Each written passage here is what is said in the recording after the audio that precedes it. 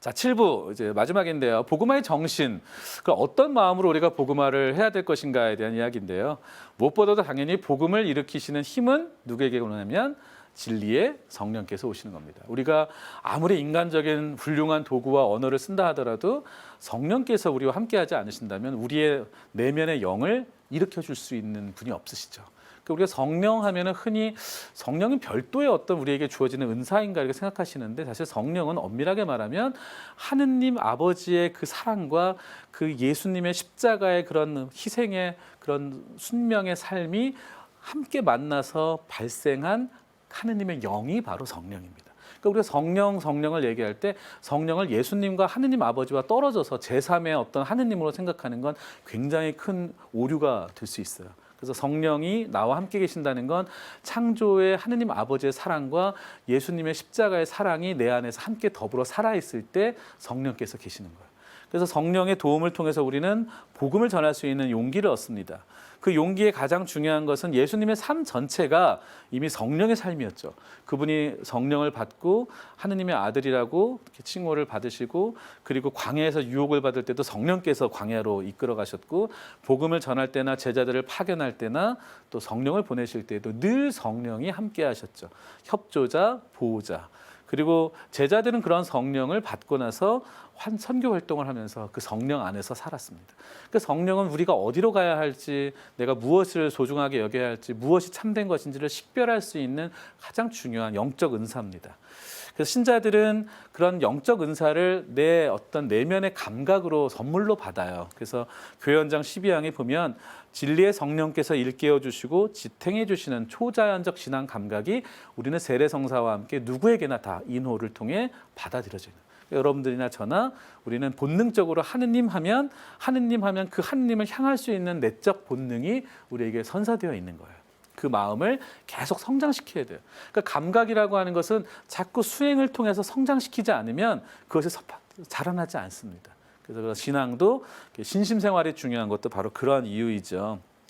그리고 이제 교회 복음화 활동에서 성령이 중요한 것은 교회 생활을 전체를 이끌어 가시는 분이 당연히 성령이시고, 또 성령은 새로운 창조와 구원을 이루시키시고, 또 공동체 안에서 다양한 사람들에게 준 은사를 하나로 묶어주는 그런 분이시기도 합니다. 또 시대의 징표를 잘 읽어내고 해석할 수 있는 은사도 주세요.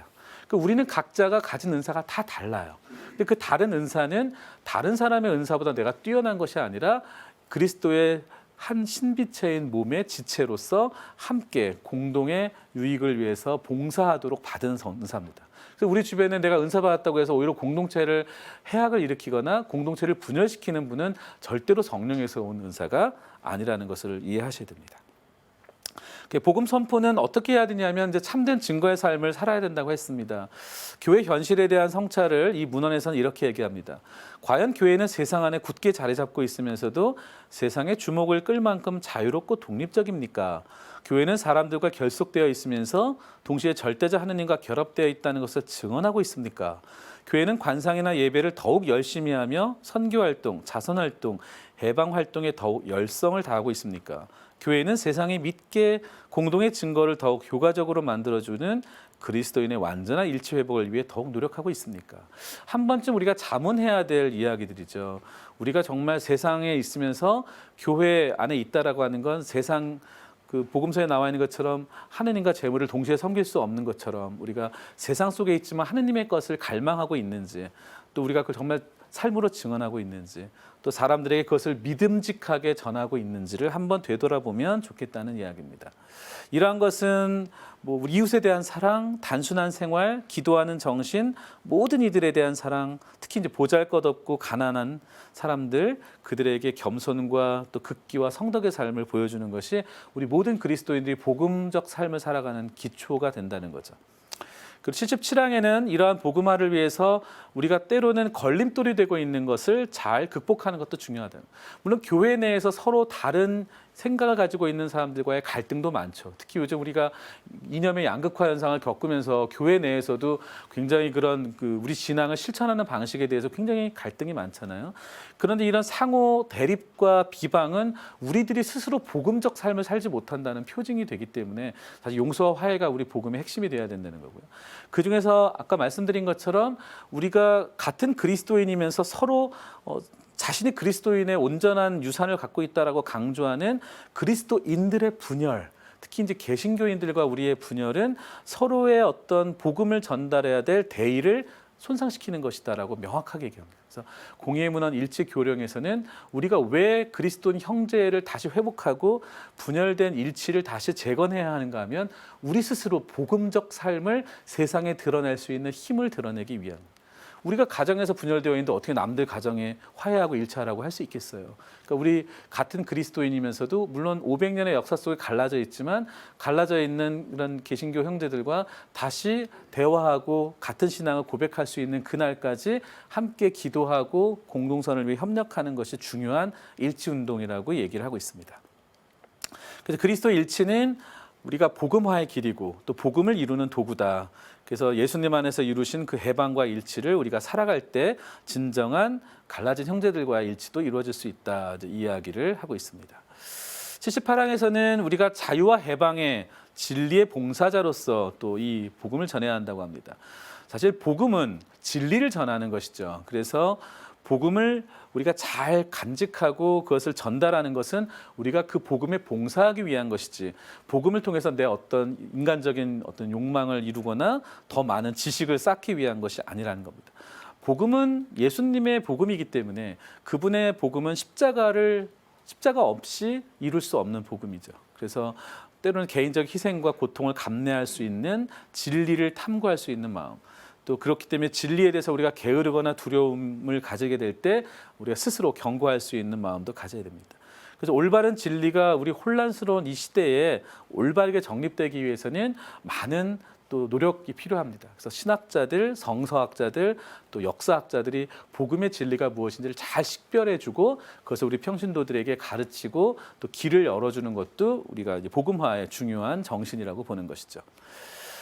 79항에서는 이제 이 복음화의 모든 것을 총괄할 수 있는 가장 중요한 단어를 말합니다. 바로 이 모든 복음화 활동은 결국 사랑 하나로 직결이 됩니다. 누구에게 기쁜 소식을 전한다는 건 그 사람을 사랑하지 않고는 할 수 없는 거죠.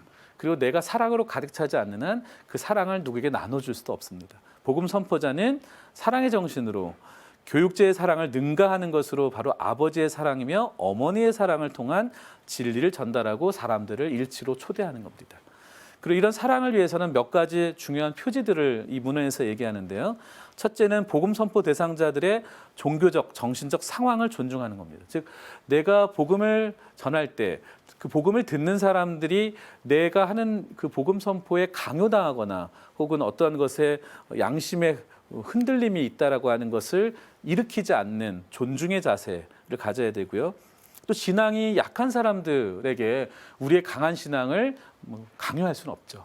바오로 사도도 말씀했지만 아이에게 딱딱한 빵을 먹일 수 없는 것처럼 그들이 약한 사람들은 영혼의 상처가 이루어지지 않도록 잘 보듬어주고 또 잘 준비시켜줘서 복음을 잘 받아들일 수 있도록 말을 삼가하는 것. 그리고 우리 그리스도인들에게 하느님 말씀의 뿌리박은 아주 확신을 잘 심어주기 위해서는 우리가 어설프게 알고 있는 지식이나 우리가 잘 알지 못하는 지식들을 사람들에게 전달해서 혼란을 일으키지 않는 것도 되게 중요해요. 사실 요즘 우리 사회의 가장 큰 문제가 검증되지 않은 내용들을 사람들에게 진짜처럼 얘기하는 게 문제잖아요. 이것은 사실 가십거리거나 혹은 이야기거리로 사람들이 흔히 말하지만 그 사람의 양심과 또 삶을 흔들어 놓을 수 있는 큰 악이 될 수 있는 겁니다. 그래서 사랑은 그 사람을 단순히 이렇게 호감을 갖고 대하는 것으로 끝나는 게 아니라 그가 잘못된 길을 갈 때 그를 진정으로 올바른 길로 이끌어주는 것도 사랑의 가장 중요한 정신이라는 것을 일깨우는 겁니다. 그리고 우리가 이러한 복음을 잘 전달하려면 무엇보다도요, 성인들의 마음을 잘 본받아야겠죠. 우리가 가톨릭 교회가 이제 20세기에 특별히 많은 성인들을 배출하고 우리 한국 교회도 뭐 103위 순교 성인과 또 124위 순교 복자들이 있지만 이분들을 위해서 끊임없이 시복시성 운동을 하는 이유는요, 그들의 삶이 보여준 삶의 표양들이 바로 우리가 가야 할 신앙의 길이기 때문에 그렇습니다. 때로 우리가 피로감이나 환멸, 또 때로는 세상과 타협하고 싶고 관심 없고 뭐 이러한 기쁨과 희망이 사라지는 세상 속에서도 우리가 열성이 부족한 여러 가지들의 현상에 나타나고 있어요. 가령 예를 들면 우리가 갖고 있는 이 복음에 대한 가르침이 내가 현대에 살고 있는 종교 자유를 침해한다는 사람들, 그래서 그거를 받아들이지 않는 핑계로 생각하는 사람이 있고요. 어떤 사람은 뭐 내가 올바른 마음으로 잘 살고 선하게 살면 되지 뭐 굳이 내가 왜 교회 나가야 돼, 이렇게 자기 합리화를 하는 사람도 있고요. 또 우리 세상에는 다 말씀의 씨앗이 뿌려져 있으니까 뭐 불교에 가도 좋고 뭐 어디 뭐 다른 종교에 가서도 복음을 믿을 수 있는데 왜 굳이 뭐 그리스도 교회에서만 믿음을 가져야 됩니까라고 생각하는 사람들도 있는 거예요.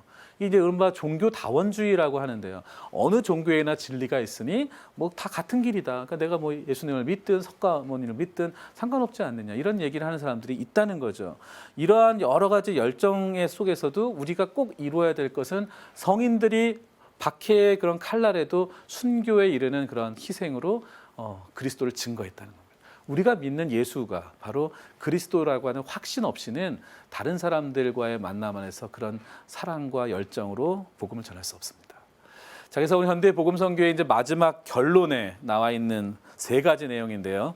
자, 그럼 어떻게 우리가 20세기 이후에 우리가 살고 있는 우리들은 복음을 전할 수 있을까? 3가지로 요약을 합니다. 첫째는 우리가 구원의 말씀을 갈망하는 인류를 향해서 우리는 희망을 전하는 사람들이다. 사실 우리 스스로도 구원을 갈망하죠. 뭐 현세적인 어려움 다 있으시잖아요. 뭐 경제적인 어려움, 또 관계에서의 어려움, 또 병 때문에 생긴 어려움. 그 모든 것으로부터 치유되고 싶어하죠. 그것을 구원이라고 말합니다. 그런 구원은 우리만이 아니라 인류 전체가 갈망하고 있어요. 그래서 우리 인류가 이 피조물의 신음에서부터 가난한 이들의 신음, 또 고통받는 이웃들, 또 경제적 불이익, 또 우리 사회의 그런 어두운 곳에서 정말 자신들의 목소리를 잃어가고 있는 이들에게 우리가 희망을 전해야 되는 것이 복음화의 첫째.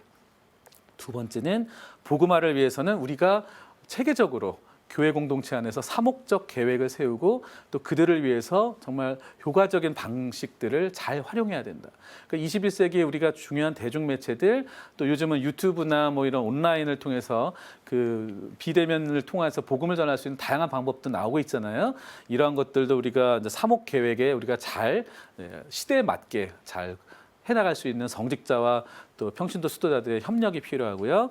그다음에 무엇보다도 항상 이 교황님의 문헌의 맨 마지막에는 항상 우리가 가야 할 신앙의 마지막 여정에 우리의 등불이 되는 분이 있어요. 바다의 별이신 성모님을 바라보는 것. 그러니까 성모님은 예수님을 정말 잉태하시고 낳으시고 그분의 십자가의 길 여정을 끝까지 가시고 제자들과 함께 교회의 시작에 함께 계시면서 우리가 하느님을 향해서 어떤 삶을 살아야 되는가. 때로는 알 수 없는 것이 있을 때 그것을 불평하거나 탄식하는 게 아니라 마음속에 간직하고 곰곰이 되새길 수 있는 마음. 성모님은 늘 그렇게 하셨거든요. 그리고 그 고통 속에서 그 의미를 내 안에서 받아들이고 항상 하느님을 향한 희망의 메시지로 사셨던 그 성모님을 바라보는 것이 바로 우리 교회가 가야 할 중요한 길이라는 것을 성모님께서 말씀해 주셨죠. 그러한 것들을 우리가 다 종합한다면 이 현대의 복음 선교라는 이 바오르 6세 교황님의 문헌은요, 결국엔 저는 이 단어 하나로 요약이 됩니다. 라틴어에 유명한 격언이 있는데요. 센티레 쿰 에클레시아, 즉 교회에 대한 감각 혹은 교회와 함께 느끼기, 교회 안에서 살아가기. 우리는 믿음의 공동체인 신앙 공동체를 떠나서 우리가 성장할 수 없습니다. 교회는 가끔은 세속적이고 제도적인 형태로 우리에게 상처를 주지만 그렇다고 그 상처가 우리의 신앙의 본질을 망가뜨리는 건 아닙니다. 가끔 신앙생활하다 보면 많은 냉담자들이 뭐 성직자 수도자에게 실망을 하고 떠나지만 성직자 수도자들이 교회 자체는 아니거든요. 교회는 성령께서 이끄시고 죄인들의 공동체인 우리 안에서 우리를 용서와 화해로 일치시켜 주시는 분이세요. 비록 그들의 표양이 우리의 신앙을 흔들 수는 있지만 그렇다고 우리가 가지고 있는 그리스도의 희망이 사라지는 건 아닙니다. 교회는 하느님의 백성 모두가 함께 서로 위로하고 용서하고 화해하면서 하나의 교회로 성장하고 느끼고 살아가는 것이 중요한 시대이다. 저는 여러분들 이 시간을 마무리하면서요, 한 번쯤 생각해 보시면 좋겠어요. 21세기를 살아가고 있는 우리는 물론 이 현대의 복음 선교가 나온 지 50여 년 가까이 되어 있는 시간의 흐름이 지났지만 이 인류는 더 과거보다 더 많은 탐욕과 소비의 문화로 좀 치닫고 있죠. 우리는 정말 기쁘게 살고 있는가? 이 기쁜 소식은 정말 사람들에게 어떻게 전달되고 있는가? 어찌 보면 나에게 주어진 인생의 한 선물이죠. 우리가 복음을 받아들인 것도 선물이고 우리 삶도 중요한 선물입니다. 이 인생의 시간을 앞으로 어떻게 보낼 것인지 한번 되새겨보면서 이 교황님의 이 현대의 복음 선교를 잘 한번 읽어보시고요. 또 우리 교회가 앞으로 가야 할 복음 선포의 길이 무엇인지를 한번 묵상할 수 있는 좋은 계기였기를 빕니다. 여러분들 긴 시간 경청해 주셔서 감사드리고요. 복음화의 일꾼으로 다시 잘 일어나시기를 비겠습니다. 고맙습니다.